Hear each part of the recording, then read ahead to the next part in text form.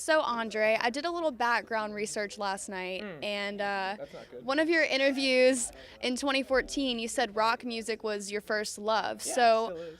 it still is? Okay, so what made you want to do EDM instead of rock? The solo aspect of it. I always had issues clashing with other bandmates' egos. Obviously, most musicians have some sort of ego.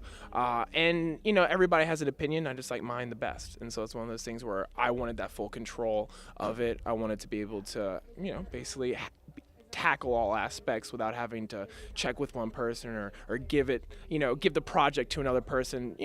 Even when in school, whenever we did group projects, I always told everyone to go home. I'm going to do the whole thing myself because I wanted the A. I didn't want to rely on somebody else to give me that A. So I just like the control aspect of it. In that interview, you also mentioned that you had stage fright. Is that still true?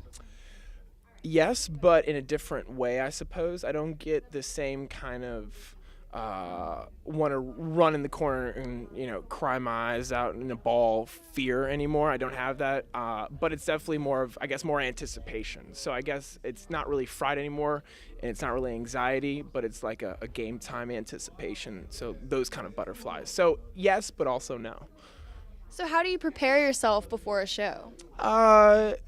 Preparation is key. I always like to know kind of what direction I want to go in for this set. I want to have good playlists set up because I know if I have a good bass, then I can kind of run around and really explore certain things. But I know I won't get too out of my comfort zone. And sometimes getting out of your comfort zone is good. But some jumping jacks and some push-ups and getting the blood flowing, getting pre-hype, if you will, is really helps out a lot as well.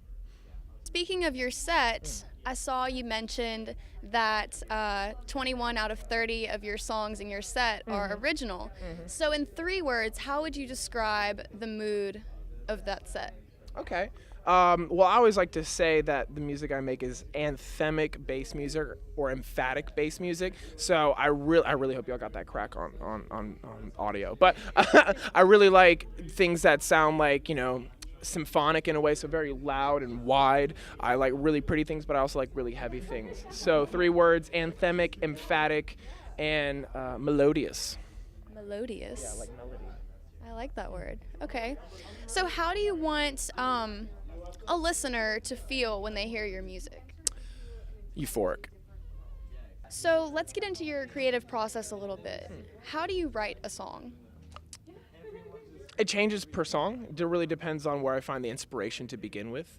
I really do enjoy kind of having a song structure to build off of, so I will kind of build a skeleton of like, okay, I want the verse to be here, I want the build to be here, I want the drop to be here, and it's a lot easier to kind of work within a framework. It's like coloring in between the lines, so I do like to set things up that way, but sometimes I start with the drop, sometimes I start with the melody, and then it stems from there. So it's a little different each time, but I do like to have a skeleton to work off of.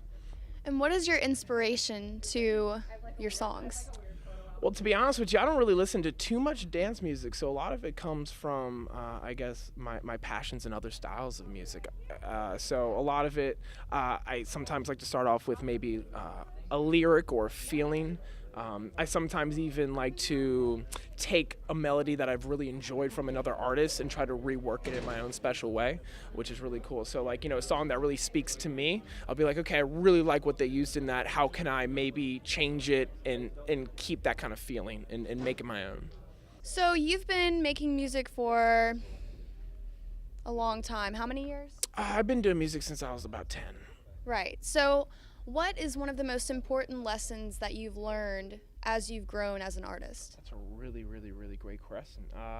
Take your time. Patience. Okay. Honestly, yeah. I don't have to take my time. Even that's kind of ironic that my answer is patience, and I'm not taking my time with it. But yeah, that's a good one. Patience. So why patience?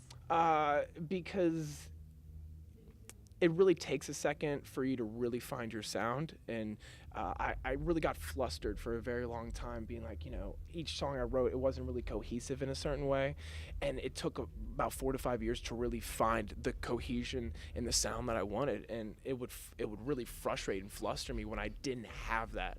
And so patience with all things, I think, it's a virtue, and the right things will show themselves to you in the right time, but you have to be able to sit there and wait for it to happen, but also work toward it.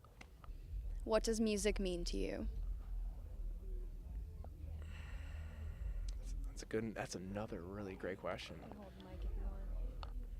Everything. Everything? Everything. Okay. There you go. Thank you. You already know. Thank y'all.